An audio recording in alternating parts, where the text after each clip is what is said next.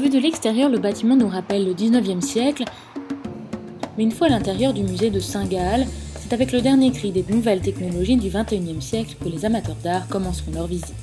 Des machines contrôlent le pouls des visiteurs pour vérifier leurs émotions et les voir s'ils réagissent face à une œuvre provocante. On sait à quel endroit précisément il a des réactions cognitives, donc il commence à réfléchir, à penser, ou alors des réactions émotionnelles, ou bien les deux en même temps.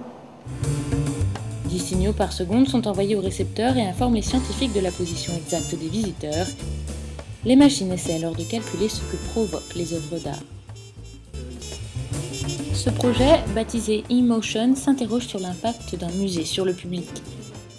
Alors, est-ce qu'en échangeant l'ordre des tableaux, les deux tableaux, celui à droite, celui à gauche, est-ce que ça change l'ordre dans lequel on va les regarder? Est-ce que ça change le parcours? Est-ce qu'on va d'abord aller à droite ou d'abord aller à gauche?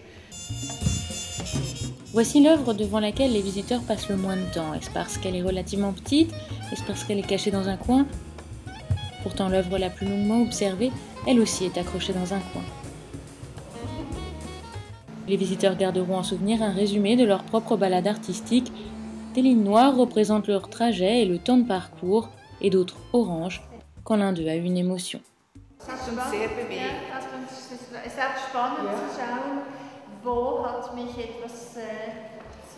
Emotional berührt, ja. Und dann auch vergleichen, Ja, was hat sie beehrt. Selon les directeurs du musée, le but n'est pas de créer une exposition parfaite qui ferait venir le plus de visiteurs possible, mais plus d'essayer de comprendre comment nous réagissons à l'art.